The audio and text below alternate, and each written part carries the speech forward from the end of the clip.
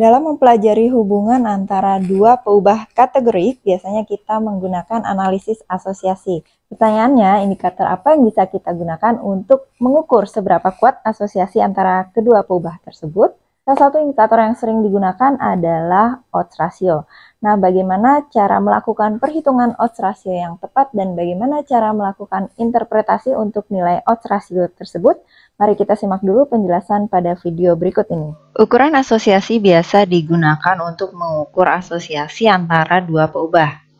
Ukuran asosiasi yang paling sering digunakan adalah relative risk dan odds ratio. Berikut adalah bagaimana cara melakukan interpretasi terhadap relative risk dan odds ratio.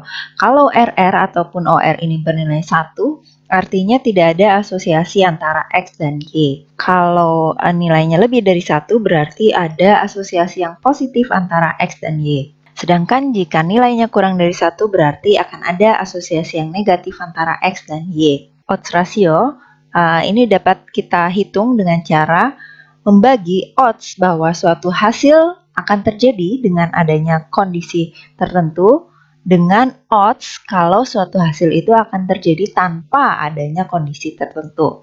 Jadi namanya rasio, berarti kita merasiokan dua nilai ya. Nah, odds ratio ini sering digunakan pada studi case control. Odds ratio ini dapat juga digunakan pada studi cross-sectional dan cohort ya, tapi dengan beberapa modifikasi ataupun asumsi. Masih ingat tentang beberapa studi ini? Harusnya ini sudah kalian pelajari pada materi UTS ya, namun kalau kalian lupa, kalian bisa menyimaknya kembali pada video saya yang akan saya sematkan di bagian deskripsi.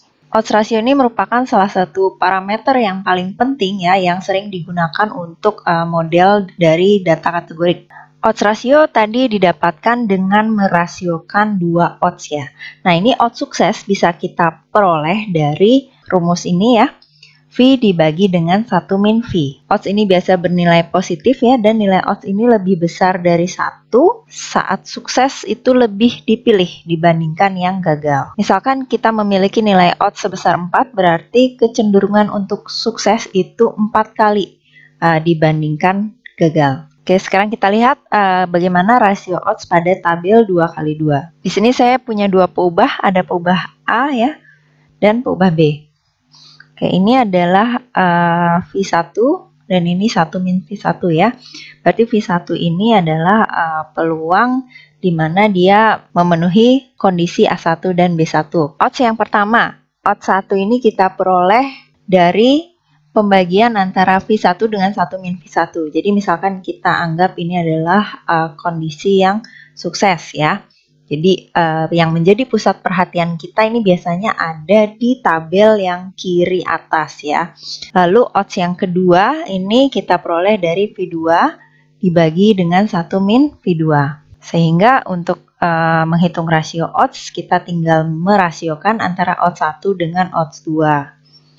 Nah, nilai odds ratio yang lebih dari 1 itu biasanya berarti kalau ada asosiasi yang sangat kuat antara kedua peubah tersebut. Sekarang pertama kita lihat dulu ya asosiasi pada studi cohort. Nah, misalkan di sini ini adalah kondisi expose sama non-expose-nya ya. Dan yang di bagian ini adalah apakah dia memiliki penyakit tertentu atau tidak. Nah, tentu yang jadi perhatian kita apabila dia terekspos suatu kondisi dan dia ternyata memiliki penyakit. Misalkan ya, di sini contoh gampangnya misalkan ini dia adalah perokok dan apakah dia terkena kanker paru-paru atau tidak.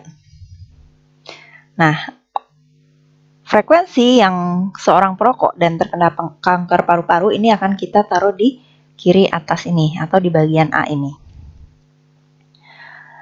Oke, berarti di sini odds dari orang yang terekspos dan dia sakit itu adalah A per B. Sedangkan odds kalau dia tidak terekspos tapi dia sakit itu adalah C per D.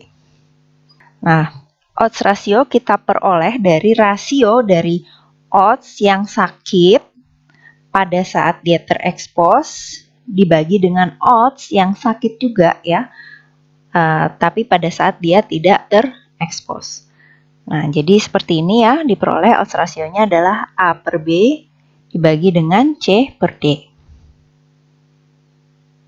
Oke, jadi sebenarnya kalau kita peroleh rumusnya seperti ini, secara sederhana ini odds ratio sebenarnya memang bisa kita dapatkan dari melakukan kali silang ya terhadap peluang di tabel 2x2 tadi. Selanjutnya adalah rasio odds pada studi case control ya. Nah, jadi di sini misalkan dia perokok atau tidak ya. Tadi kan yang kasusnya adalah dia yang terkena kanker paru-paru ya. Yang kontrol ini berarti yang dia tidak terkena kanker paru-paru. Berarti odds pada kasus tersebut di mana dia terekspos ini A per C, odds kalau kontrol ini terekspos B per D. Ya, perhatikan agak beda ya dengan yang tadi ya. Kalau yang case control ini kan biasanya setiap satu kasus ya dipasangkan dengan kontrolnya, bisa jadi satu kontrol atau dua kontrol gitu ya. Jadi kita nggak bisa menghitung proporsinya itu seperti tadi dengan baris ya. Jadi di sini dia proporsinya kolom. Kalau kita buat proporsinya ke baris ini tidak sesuai gitu ya. Makanya kalau yang di studi case control ini dia proporsinya adalah ke bawah. Nah, satu lagi ini adalah odds kontrol yang terekspos. Selanjutnya untuk rasio odds-nya berarti ini A per C ya dibagi dengan B per D. Oke, jadi nanti bedanya adalah pada saat kita melakukan interpretasi ya. Hati-hati pada saat interpretasi kita harus cek apa yang menjadi pembilangnya dan apa yang menjadi penyebutnya. Itulah cara kita menginterpretasikan rasio odds. Ya, kalau secara angka atau kita kalikan nilainya ini akan sama saja dengan rasio odds yang kita peroleh di studi cohort ya, tapi cara melakukan interpretasinya itu berbeda. Sekarang kita lihat bagaimana sifat-sifat dari odds ratio ya. Jadi berdasarkan kedua kasus tadi ya, saya sudah perlihatkan rasio odds itu tidak berubah nilainya ketika orientasi tabelnya kita balik sehingga baris menjadi kolom ataupun kolom menjadi baris, itu pasti akan sama saja ya. Nah, dengan demikian kita nggak perlu mengidentifikasi satu klasifikasi sebagai peubah respons untuk menduga odds ratio. Nah, sebaliknya kalau di resiko relatif itu kita perlu tahu mana yang menjadi respon ya, mana yang bukan respon. Dan ini nilainya juga bergantung pada apakah itu diterapkan pada kategori hasil pertama atau yang kedua. Berarti di dalam odds ratio kedua variabel atau peubah ini merupakan variabel respons ya. Nah, di sini rasio odds juga disebut sebagai cross product ratio karena sama dengan rasio dari perkalian V11 dikalikan dengan V22 dan V12 dikalikan V21, yaitu probabilitas atau peluang sel dari sel yang berlawanan secara diagonal. Odds ratio sampel ini sama dengan rasio dari odds pada kedua baris ya. Ini nanti bisa kita cari juga dengan mengalihkan N-nya seperti ini. Kita masuk ke ilustrasi ya. Di sini ada kasus aspirin dan serangan jantung. Jadi ada dua grup ya, grup yang diberikan aspirin dan yang diberikan placebo atau obat kosong ya. Nah, lalu dicek apakah yang diberikan placebo atau aspirin ini mengalami serangan jantung atau tidak gitu ya. Nah, kita pertama cari odds yang ke-1 dulu ya. Odds yang ke-1 ini adalah odds yang memakan placebo dan dia terkena serangan jantung. Berarti di sini N11 ya dibagi dengan N12. Lalu odds yang kedua adalah orang yang memakan aspirin ya dan dia terkena serangan jantung. Berarti di sini adalah N21 dibagi dengan N22. Kita peroleh ini odds satunya dan ini adalah odds 2-nya. Nah, dari sini kita bisa hitung odds rasionya ya. Diperoleh odds rasionya sebesar 1,832. 1,832 ini juga bisa kita peroleh dari mengalihkan antara 189 dengan 10.933 dibagi dengan 104 dikalikan dengan 10.845 ya. Nah, dugaan odds ini adalah 83% lebih tinggi untuk grup yang placebo. Artinya grup yang hanya meminum placebo atau tidak meminum aspirin ya memiliki kecenderungan 83% lebih tinggi untuk terkena serangan jantung. Oke, sekarang kita masuk ke inferensia rasio odds dan logs dari rasio odds ya. Kecuali pada ukuran sampel yang sangat besar, sebaran percontohan dari odds rasio ini sangat skew ya atau sangat menceng gitu ya. Di sini bahasanya highly skew. Karena kemiringan ini, statistika inferensia untuk rasio odds ini dapat menggunakan alternatif dengan ukuran yang setara dengan logaritma natural atau log dari tetanya.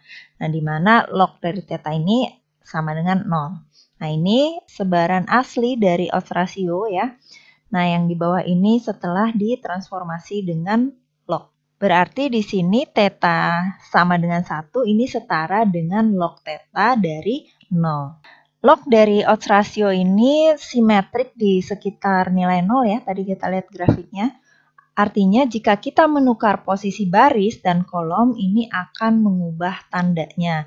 Jadi log 2 misalkan sama dengan 0,7 ya, dan log 0,5 ini minus 0,7. Kedua nilai ini mewakili kekuatan asosiasi yang sama.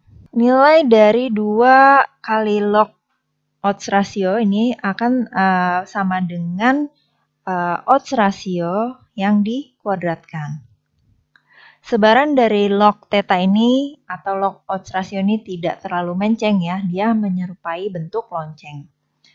Nah, sebaran dari log theta ini akan mendekati sebaran normal dengan nilai tengah log theta dan galat bakunya seperti ini ya. Nah, nilai SE ini akan cenderung menurun kalau frekuensi di dalam sel itu meningkat.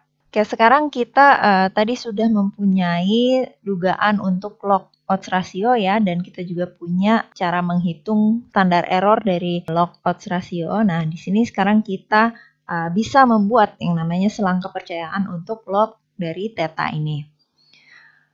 Oke, untuk data aspirin tadi ya, log theta ini 0,605. Lalu galat bakunya kita masukkan semua N-nya ke sini ya, didapat 0,123. Nah, kita masukkan ke rumus selang kepercayaan, dan diperoleh selang kepercayaan 95% untuk log theta ini antara 0,365 sampai dengan 0,846. Nah, setelah itu kita kembalikan lagi ke bentuk theta atau odds rasionya supaya lebih mudah untuk diinterpretasikan. Ya, berarti kita eksponenkan ya nilai selang kepercayaan yang di atas ini ya. Jadi seperti ini atau ini ya, boleh mana saja. Didapat 1,44 dan 2,33 untuk batas atas. Nah, karena di dalam selang ini tidak mengandung satunya kan di sebelah kirinya ya, karena ini kan 1,44, ini 2,33 gitu ya, nilai 1 kan di sini ya.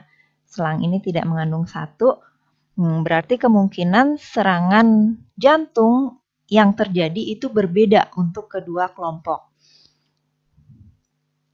Nah, di sini kita menduga bahwa odds dari serangan jantung setidaknya 44% lebih tinggi pada subjek yang mengkonsumsi placebo dibandingkan dengan subjek yang mengkonsumsi aspirin.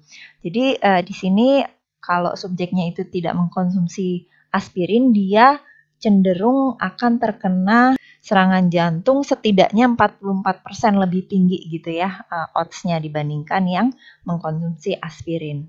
Di sini ada catatan ya, kalau kita punya nilai sel yang 0 gitu ya, maka perhitungan odds rasionya ini bisa kita modifikasi seperti ini ya. Jadi semuanya kita tambahkan 0,5. Jadi supaya tidak ada pengali yang bernilai 0. Oke, sekarang kita lihat bagaimana hubungan antara odds rasio dan relative risk ya. Nah, ini kita tahu rumus odds rasio kan seperti ini ya. Ini sebenarnya sama dengan relative risk dikalikan 1 min P2 dibagi dengan 1 min P1. Jika P1 dan P2 ini mendekati 0 ya, maka nilai odds rasio akan sama dengan relative risk. Nah, hubungan antara odds ratio dan relative risk ini sangat berguna ya. Kenapa? Karena untuk beberapa dataset, pendugaan langsung untuk relative risk itu tidak bisa dilakukan ya.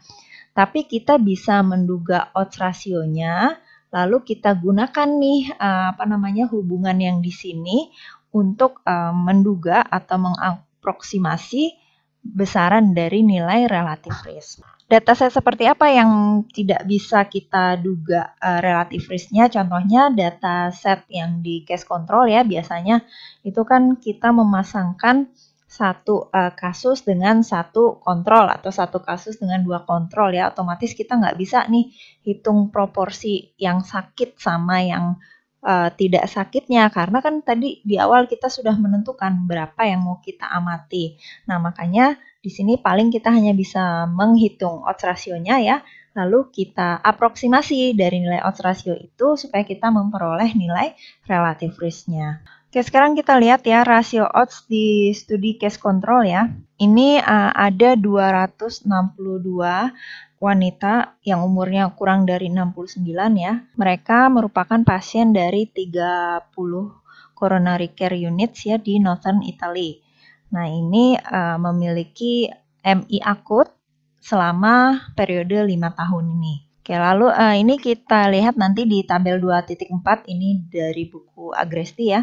Ini mengacu pada penelitian yang menyelidiki hubungan antara merokok dan myocardial infarction tadi. Kolom pertama berisi informasi jumlah pasien yang terkena MI. Setiap kasus MI ini dipasangkan dengan dua pasien kontrol yang dirawat di rumah sakit yang sama dengan gangguan akut lainnya. Nah, kontrol berada di kolom kedua tabel. Oke, ini semua subjek diklasifikasikan menurut apakah mereka pernah menjadi perokok atau tidak. Nah, nanti kelompok yang ya ini terdiri dari wanita yang pernah menjadi perokok atau mantan perokok ya.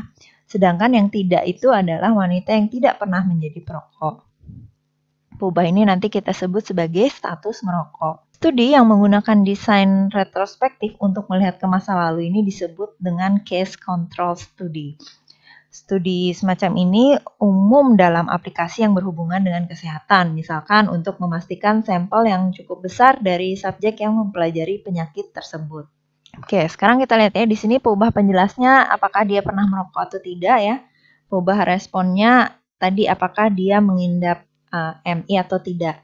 Nah, tadi kan satu MI cases ini dipasangkan dengan dua kontrol ya, jadi otomatis ini totalnya adalah 2 kali lipat yang MI cases. Nah, di sini kita nggak bisa menghitung proporsi penderita MI pada kelompok smoker atau juga proporsi penderita MI pada kelompok non-smoker. Kenapa? Karena tadi kan kita yang menentukan kontrolnya ini adalah 2 kali lipat dari yang MI gitu kan. Jadi pasti proporsinya nanti sesuai dengan yang kita tentukan tadi gitu.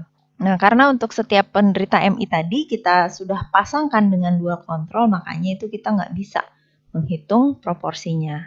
Nah, untuk penderita wanita MI, proporsi yang merupakan perokok itu sebesar 172 dibagi dengan 262. 262 ini adalah total yang di sini ya. Nah, terus sedangkan untuk yang bukan penderita MI, proporsi yang perokok sebesar 173 dibagi dengan 519. Oke, kita sudah dapat nih proporsi yang perokok ya, baik di kasus MI maupun di kontrol. Oke, jadi di sini kita bisa hitung odds rasionya ya, odds rasio dari sampel. Tadi kan ini ada proporsi perokok yang MI sama yang perokok yang bukan MI ya. Nah, kita bisa hitung odds rasionya dari sini. Oke, ini Kak, berarti odds rasio yang atas ini yang perokok pada kasus MI. Ini adalah perokok yang dikontrol ya. Oke, didapat 3,8 ya. Berarti dugaan odds untuk menjadi perokok adalah sekitar 2 untuk kasus MI. Dan dugaan odds untuk menjadi perokok adalah setengah untuk kontrol ya, karena ini tadi kebalikannya. Sehingga di sini diperoleh odds rasio sekitar 4. Nah, untuk tabel 2.4 kita nggak bisa menduga resiko relatif MI atau perbedaan proporsi yang menderita MI ya. Nah, karena ini merupakan binomial sampel, jadi kita tadi lihat proporsinya harus ke kolom, nggak bisa ke baris ya, karena hubungan antara peubah ini tidak bebas, karena satu MI tadi berpasangan dengan dua kontrol. Lalu bagaimana mengukur keeratan hubungan antara dua peubah? Di sini kita bisa gunakan yang namanya korelasi ya, seperti kita ketahui, di mana korelasi ini mengukur hubungan linear. Yang kita sering gunakan adalah korelasi Pearson ya. Dan juga ada namanya korelasi Spearman yang bisa kita gunakan untuk data yang sifatnya kategorik. Nah, sekarang kalau data kategoriknya itu nominal, ini kita udah nggak bisa lagi menggunakan korelasi Spearman. Pada tahun 1900, Carl Pearson ini menciptakan suatu uji yang bisa kita gunakan untuk melihat hubungan atau menguji hubungan antara dua peubah kategorik yang nominal. Nah, di sini dia menciptakan yang namanya Pearson chi-square statistik. Uji kebebasan chi-kuadrat ya, atau mungkin kalau kalian baca di buku teks ini uji chi-square ya tulisannya. Nah, ini dia mengukur asosiasi antara dua peubah. Korelasi Pearson dan Spearman itu nggak dapat diterapkan pada data dengan skala pengukuran nominal. Chi-kuadrat ini digunakan untuk data nominal dalam tabel kontingensi. Oke, ini adalah bentuk sebaran chi-square ya. Jadi bisa dilihat semakin besar derajat bebasnya, maka sebaran chi-square ini semakin ke tengah ya, mendekati bentuk sebaran normal. Berikut adalah statistik uji yang bisa kita gunakan dalam melakukan uji chi-kuadrat ya. Di sini ada yang pertama Pearson chi-square ya. Yang kedua ada G kuadrat atau likelihood chi-square ya. Di sini likelihood chi-square bisa kita hitung dengan rumus 2 dikalikan sigma Nij dikalikan log Nij per mu Ij. Q kuadrat dan G kuadrat ini menghasilkan statistik uji yang berbeda nilainya. Tapi kesimpulan yang dihasilkan itu merujuk pada hal yang sama.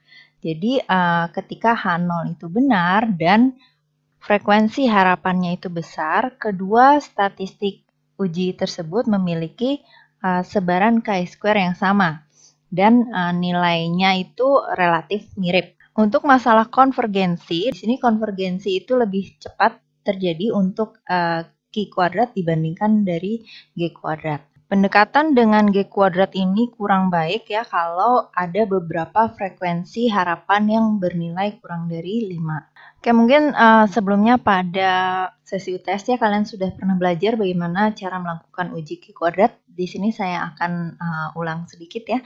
Yang pertama kita bagaimana cara menghitung nilai harapan di suatu sel. Nah, ini kalau nilai harapan di female demokrat ini ya, caranya adalah kita mengalihkan total di demokrat dengan total female ya, lalu dibagi dengan total keseluruhan. Nah, ini adalah nilai harapan untuk sel yang female demokrat. Begitu juga untuk yang lainnya ya, kalian bisa lakukan hal serupa ya. Misalkan kalau yang untuk female independent ini berarti 566 dikalikan 1577 dibagi dengan 2757. Oke, ini sudah dihitung semua nilai harapannya ya. Jadi yang ada di dalam kurung ini semua menunjukkan nilai harapan dari sel-sel tersebut. Kita masuk ke ilustrasi lagi. Di sini ada data smoker sama lung cancer ya. Ini smoker sama non-smoker. Yang di sini dia terkena lung cancer atau tidak.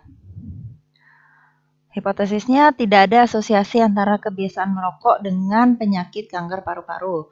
Sedangkan H1-nya ada asosiasi antara kebiasaan merokok dan penyakit kanker paru-paru.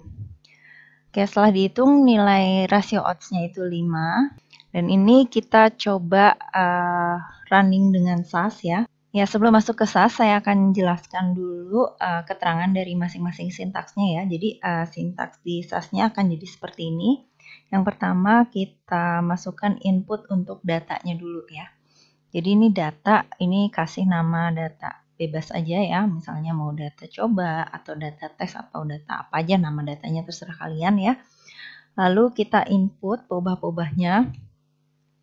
Ini apakah dia tadi smoker atau bukan ya. Lalu Cancer atau tidak, sama frekuensinya ya. Nanti yang kita masukkan berdasarkan urutan ini.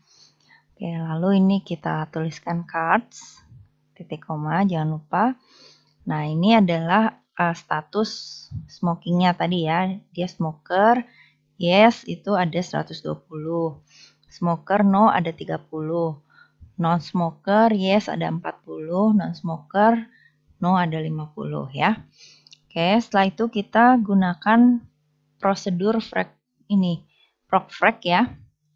Datanya kita panggil lagi, tadi nama datanya aspirin ya. Nah, ini order data ini, kalau kita masukkan nanti tabel kontingensi yang dibuatnya berdasarkan susunan data yang kita masukkan ya. Jadi kalau kayak gini berarti nanti yang di kiri atas atau yang peubah referensi ini adalah yang smoker yes ini. Kalau kita nggak masukkan order data, nanti urutan tabel kontingensinya itu berdasarkan alfabet.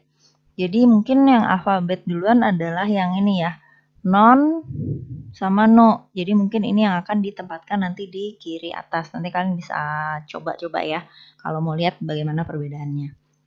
Oke, lalu kita buat tabel kontingensinya ya, tables ini smoking dengan cancer ya.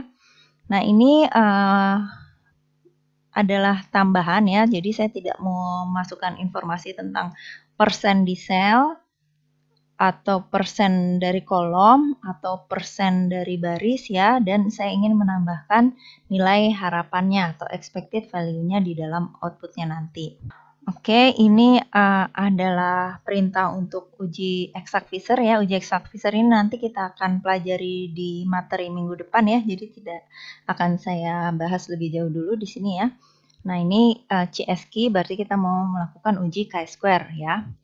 Nah, kalau datanya sudah berupa summary, tabel kontingensi seperti ini, kita perlu tambahkan weight-nya di sini ya. Yang menjadi weight-nya adalah peubah yang frag. Oke, sekarang kita coba masuk ke SAS ya. Untuk menggunakan SAS, kalian bisa menginstal di laptop atau komputer kalian masing-masing ya. Tapi kalian juga bisa merunning SAS secara online ya. Di sini kalian bisa ke webnya welcome.oda.sas.com. Nah, nanti di sini kalian lakukan registrasi terlebih dahulu ya. Kalau sudah seperti saya, ini kita bisa langsung sign in gunakan username dan password yang sudah ditetapkan di awal ya. Oke, nanti kalau sudah sign in masuk, kita pilih SAS Studio. Untuk membuka file baru di SAS Studio ini kita bisa pilih yang ini ya, gambar titik yang banyak ini ya. Nanti kita pilih New SAS Program atau bisa langsung tekan F4. Nah, ini adalah tempat kita menuliskan sintaksnya. Sintaks yang tadi langsung saya kopikan saja ke sini ya. Oke, kita running dulu datanya. Kita blok dulu mana yang mau di running ya. Lalu kita klik di kiri ini ada gambar orang lari. Ya, ini sudah masuk ya datanya. Nah, sekarang kita coba running procfrag-nya. Ini adalah outputnya ya. Yang pertama ada tabel kontingensinya yang berisi frekuensi sama frekuensi harapannya. Lalu ada statistik tabel, ini isinya uji statistik yang bisa dilakukan untuk tabel kontingensi ini ya. Ini ada persen chi-square, ada likelihood ratio chi-square ya. Tadi ini berarti X kuadrat tadi ya, atau chi-square-nya ini adalah G kuadrat. Ini mental Hansel kita belum pelajari dulu ya. Fisher exact test juga ini baru kita pelajari minggu depan. Dan ini adalah tabel untuk odds ratio dan relative risk-nya. Nah, yang di bawah ini adalah odds ratio beserta selang kepercayaannya. Oke, untuk lebih jelas saya akan kembali ke slide. Ya, ini dia hasilnya ya. Yang pertama ini adalah tabel kontingensinya ya. Ini tabel kontingensinya. Oke, kalau kita mau menggunakan uji chi-square yang Pearson ya, kita bisa lihat baris pertama ya. Kalau mau menggunakan likelihood chi-square, bisa lihat yang baris kedua. Ini kalian bisa lihat ya, nilainya memang sedikit berbeda antara yang chi-square dengan G kuadrat ya, tapi dia menghasilkan kesimpulan yang sama. Ya, tadi H0-nya kan tidak ada asosiasi ya antara kebiasaan merokok dan penyakit kanker paru-paru. Dan H1-nya ada asosiasi antara kebiasaan merokok dan penyakit kanker paru-paru. Oke, berdasarkan uji chi-square ini, dia p-value-nya kurang dari 0,0001 ya. Berarti kalau kita ambil alfanya 0,05, berarti di sini p-value-nya ini kurang dari alfa, artinya kita tolak H0. Kalau tolak H0 berdasarkan hipotesis tadi, berarti kesimpulannya ada ya asosiasi antara kebiasaan merokok dengan kanker paru-paru tadi ya. Tabel untuk Pearson chi-square sama likelihood chi-square test ini juga sebenarnya sama aja ya. Ini kita bisa lihat nilainya, chi-square-nya, ini G kuadratnya ya. Nah, lalu nanti kita lihat ini adalah p-value-nya ya. P-value-nya. Kalau tadi kan cuma ditulis kurang dari 0,0001 ya. Kalau ini nilai sesungguhnya itu berapa gitu ya. Nah, sekarang kita lihat di sini dugaan untuk odds ratio ya sama relative risk. Oke, tadi kita lihat tabel kontingensinya ini smoking, cancer ya, ininya smoker, ininya yes ya. Kita lihat ya. Berarti ini smoker, ini yes, no, ini non-smoker ya. Oke, kita dapatkan odds rasionya ini karena ini tadi dia case control tadinya. Di sini odds rasionya tuh 5 ya. Odds rasionya 5 ini artinya kecenderungan seseorang atau odds seseorang yang merupakan perokok untuk terkena cancer itu 5 kali dibandingkan orang yang bukan perokok. Nah, sekarang kalau kita lihat di sini kalau bagian cohort kan ada yang call 1 risk sama call 2 risk ya. Jadi kalau relative risk itu nanti di sini dikeluarkannya ada 2. Kita bisa melihat kolom yang ini relative risk-nya ya. Kolom referensinya yang 1 atau kolom referensinya yang 2. Dia udah langsung ngitungin gitu ya, kita mau pakai yang mana.